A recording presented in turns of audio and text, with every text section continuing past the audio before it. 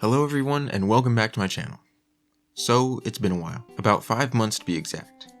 Last year I started my journey to teach myself animation with no prior experience. I started by learning the basics of my program, and then a few months ago I posted my second part to this video where I learned the fundamentals of animation and did some practice animation exercises. Well, I'm back again exploring my next steps in my journey.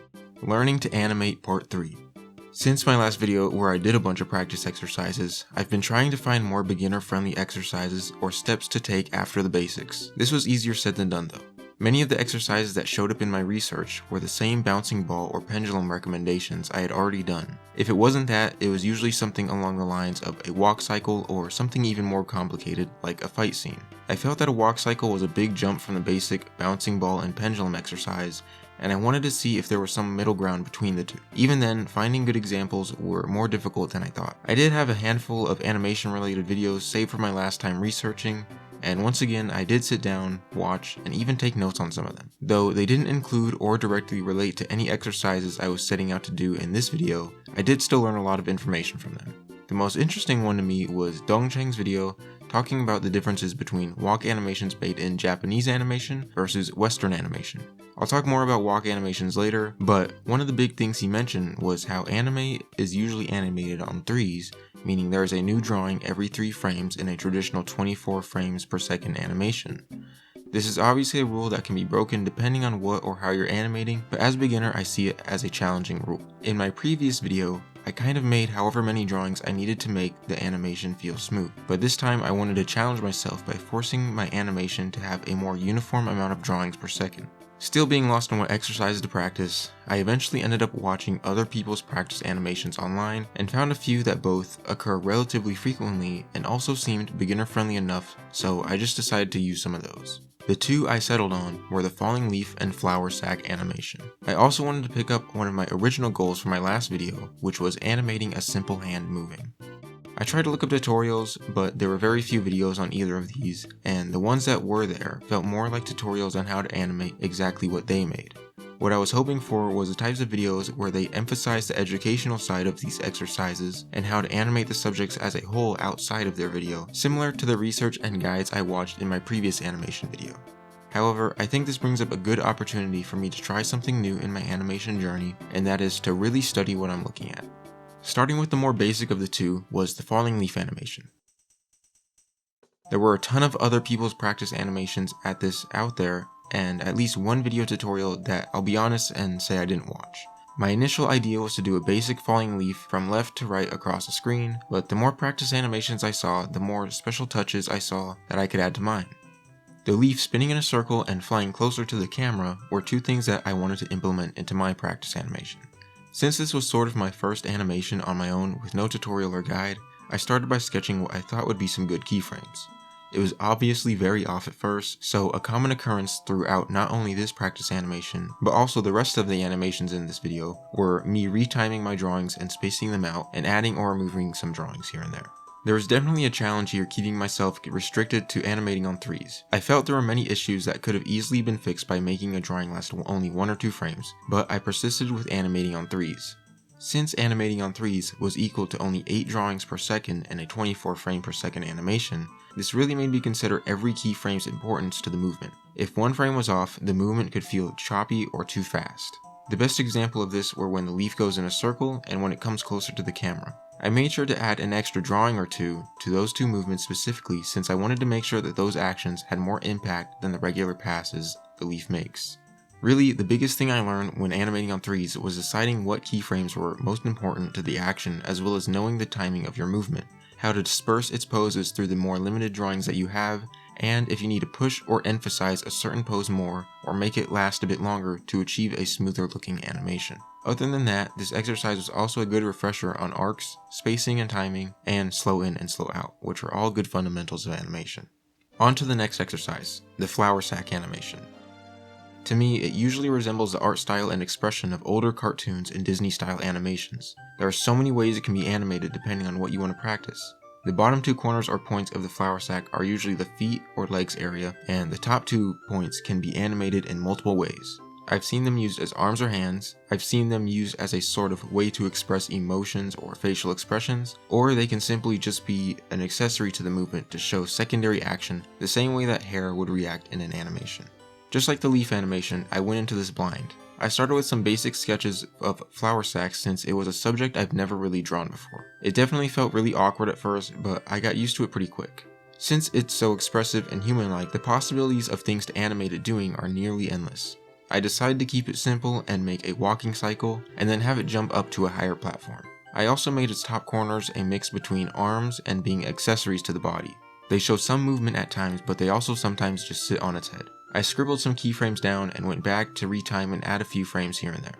A quick side note, I felt each full step cycle should consist of a starting stance, where both feet are on the ground, a lift up stance, a crossover stance where the legs cross each other, a coming down stance, and then a back to both feet on the ground sort of stance. Repeat this one more time and I would have a full step cycle. This also just so happens to be similar to an actual walk cycle, which I didn't even plan out. Hopefully this helps me once I try animating a walk cycle on my own. I tried to give it some expression when looking up at the higher platform and then included a cut to the full scene. Animating the jump wasn't too bad as it was similar to a bouncing ball, with the timing having a fast up and then having a slow down and more frames near the top of the arc of the jump. I was also able to include anticipation before the jump, as well as some squash and stretch during the jump and in the landing. One more technique I tried in this animation was tweening. This is a technique where you give an image or part of an animation 2 keyframes, and the program creates smooth in-betweens for the keyframes of the image or object you specified. In this flour sack animation, I used this technique for the grass in the background as the flour sack walks past, so the background would move slowly as it walked. ToonSquid, the program that I use, allows for me to change multiple aspects of my selected object, including position, rotation, scale, and opacity. I can also add a smooth in and smooth out to my movement if I wanted to. It's still a new technique to me, so I don't know its full potential as of yet, but I plan to try using it a bit more in the future. After adding some coloring and shadows, I felt this animation was finished. I think I could have added a bit more movement and expression to the flour sack, but for my first time not only animating something like this, but drawing a flour sack in general, I think it turned out pretty good. I will say, I don't think that animating on 3s is the best method of animating a flour sack, as it makes it look a bit choppy at times. Since it reminds me of old Disney animations, it's probably meant to be animated on 2s or 1s, more along the lines of Western animation work.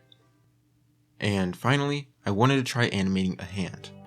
Unlike the other two, I didn't research this, nor did I watch any practice animations to prepare for this. I feel relatively comfortable drawing hands with my experience drawing Spider-Man so much, so I wanted to see what I could do. I originally sketched a hand with no reference in a few positions from opening to closing. The sketches themselves looked fine, but I have no experience in making drawings that connect through a timeline or have cohesion from one action pose to the next. So there were inconsistencies through each drawing that would have been much more apparent once they are all played together in an animation. Also, I feel that from the start of the animation, my consistency would slowly decrease frame by frame. I imagine I would slowly end up messing up sizing, proportions, composition, or all three. I think that this is something I could eventually work through, since I have the onion skin and I could slowly work each frame until it looked right, but since I've only ever animated very simple objects, this seemed very daunting. Anyways, I ended up deciding to film a clip of my own hand to use as reference. I created all my keyframes, from the starting position to the end position. Like the previous animations, I retimed and moved things around to make them look smooth. Unlike any animation I've done before though, animating something from real life, or at least a video reference of it, presented its own set of challenges. Like the falling leaf animation, I had to pick the best keyframes for the movement to make it look as smooth as possible. Even though it was a relatively simple movement, it still required attention here.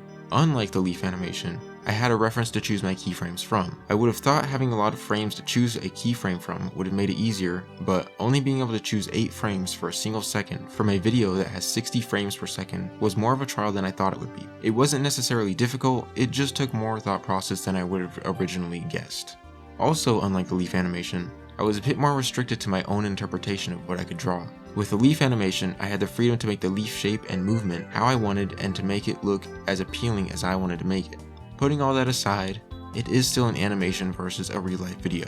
I needed to stretch what the original video was a bit to make the animation look more appealing and interesting. Plus, I still did want to have fun animating rather than just feeling like I'm redrawing a bunch of frames from a video. I tried my best to add some anticipation to the opening and closing of the hand. It made it look a bit cliche anime-ish, but I think it made the animation a bit more interesting. I also edited the animation a second time to make the hand movement a bit more full of action. I tried making just closing of the hand action a bit more faster to give the animation a different feel. And that's that. I finished another handful of practice animations. This was a bit different from my last video since I was kinda on my own and I just chose what animations I thought would help me improve the most in my animation journey. That being said, I did still learn a lot from the few things I did practice. Animating on 3s, or more restricted drawings per second, was one of the biggest changes to what I've done before. Having to pay more attention to the keyframes I chose and making sure the spacing and timing of animating on 3s was definitely a challenge. I also realized through all of this that there were times certain things could be animated on 2 or 1s when you're animating on 3s, since strictly animating on 3s won't always capture or portray the movement the way you want it to. Animating new subjects and things I've never drawn before, like the leaf and flower sack, was also a challenge.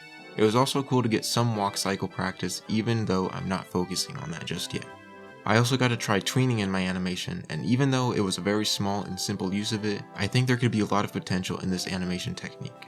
And finally, I realized how different making an animation based off of real life or a real video reference is, and how sometimes you need to exaggerate the movement a bit more to make it appealing.